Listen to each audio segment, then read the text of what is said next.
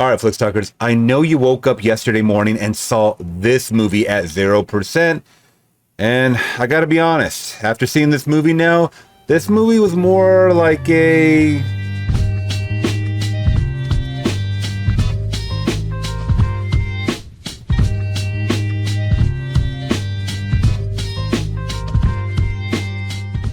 All right, come on, guys. I got to keep your engagement. So let's talk about Borderlands. But before we do that, make sure to hit that big thumbs up. Consider subscribing today for more. So this movie is out in theaters now. It is written and directed by Eli Roth. And I'm here to give you guys my honest and straight, just to the point, what I thought about this movie. Now, let's take it back months, even years, as I follow Bobby Lee, who does have a short cameo in this movie. And he did talk about the production or the pre-production and his involvement in this movie along the way. So I knew about this movie coming to fruition for such a long time. I will preface this review by saying I did not play any of the Borderlands video games, and I think I'm the best person to go into movies like this because once I saw that 0% Rotten Tomatoes score, I knew it had to be based mainly off of video game nerds that love this franchise. I'm not saying that is the culprit. I'm just saying that was my feelings initially yesterday morning when I saw the 0%. Now that I've walked out of the theater and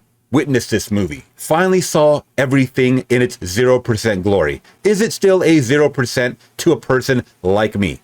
No, absolutely not. So how can you throw $120 million even at someone like Eli Roth and expect a 0% on Rotten Tomatoes? It didn't really make sense to me. I mean, I've seen terrible movies get a low percentage that was higher than a 0%. So all that aside, because I don't want to analyze why people give scores the way they do, this movie had some fun action sequences, man. And I actually had a lot more fun with them than I thought. And I thought that I would get few and far from getting the amount that we got. I thought it might have been a few maybe at the beginning and then one big climax scene, but no, we got little spurts of enjoyment throughout. And the CGI really held up in this movie. It looked very clean. We're traveling to different worlds, this world Pandora, and they very vividly paint a picture of what life is, or what left of life on this earth, so to speak. It's kind of interesting to someone like me that enjoys adventure and sci-fi and action movies. It is like it's all smashed into one, even though at the end of the day, I have no clue what they're talking about. It's just kind of jargon thrown at me in the moment. But that's okay. I don't care. I'm not a super fan of this franchise once again. So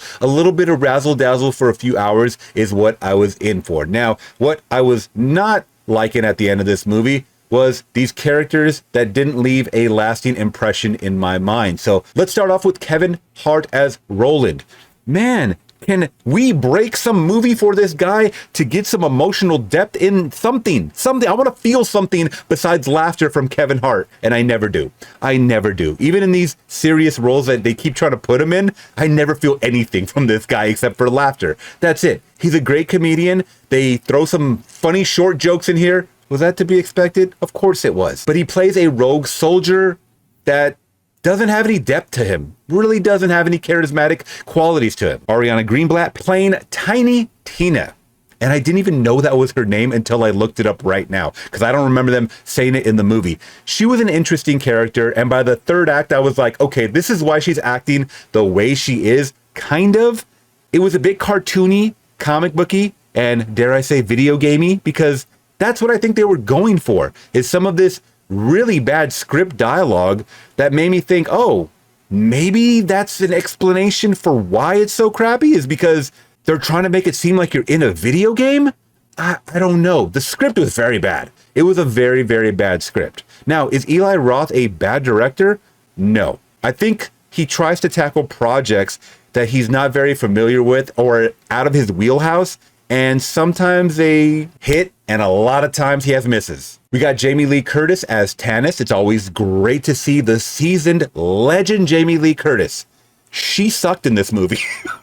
This has got to be one of the worst Jamie Lee Curtis performances I have ever seen. Once again, I was trying to figure out, was there some weird backlore to this? You're thrown into this world and you don't know if it's supposed to be Cybertron or Cyberpunk or Blade Runner type of world. Like, are people AI? Are people, real flesh? I don't know, because of the mannerisms. They're so weird. It's so weird, man. Once again, that's the only way I could describe this. Setting and character at times is very weird and jarring to me. But once again, I didn't play the video games. Maybe it's like this in the video games. And last but not least, the saving grace of this movie, at least for the casting's sake, Cate Blanchett as Lilith. She kicked ass in this movie. And I heard a lot of people talking before I went into this movie. I read that a lot of people liked her character, and she grew on me. And by the third act, she was like, holy shit, she was full on badass. I loved her, and I wanted to see more of her character. Now, like I had mentioned before, some of the action sequences, damn,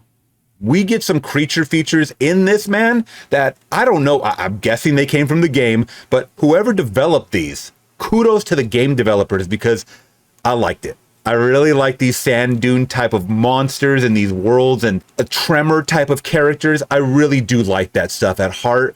Does it need to make sense to me, really, how they got there? Just that they got to look cool, you know, and we got to experience some of that. And I saw it in a pretty decent type of theater. The sound was great. The visuals were good. And I just wanted to be razzle dazzled once again, just kind of visually blown away. And I think I was for some of these sequences. Now, when it comes to some of the fight sequences, a lot of the shootouts and stuff like that, Lilith has this move where she's like constantly rotating her gun back and forth, just 360 back and forth. And it does look cool after a while. It becomes very impractical. I don't know if this is part of the game once again, but I was just like, let's focus a little more on the tighter choreography.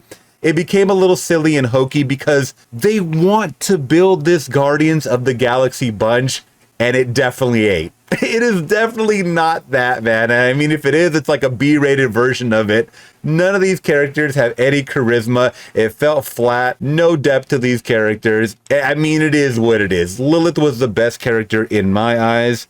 Maybe Tiny Tina at the end of the movie kind of felt a little bit something for her, but not enough. Oh, I forgot to mention Claptrap, someone that you don't see on screen, played by Jack Black. You just hear his voice. He had a little bit of something to him.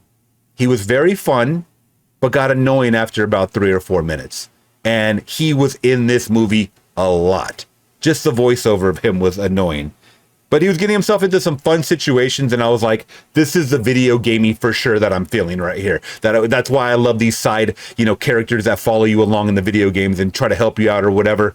And I definitely felt that from Claptrap. I feel like if they ever try to market this more than just a movie, they're going to try to push Claptrap, little action figures or dolls to kids for sure. Also, another thing that gave me the vibes from Guardians of the Galaxy, and I hate to keep referring back to that movie, was the soundtrack. They threw some, classic rock, and they try to make that a huge part of its deal with the fight scenes and whatnot. And once again, it worked. It worked, but it was something that I'd seen before many, many, many times. Also, this movie was extremely predictable. Other than the third act of the movie, there were little pieces that kind of almost felt like Fifth Element a little bit, like a modern day Fifth Element, one of my favorite movies of all time. Obviously, that quality was a lot better even back then. That movie was just so original. I don't know. This movie just felt like I could predict everything that was going to happen to certain characters or certain events along the way. But overall, do I give this a 0%?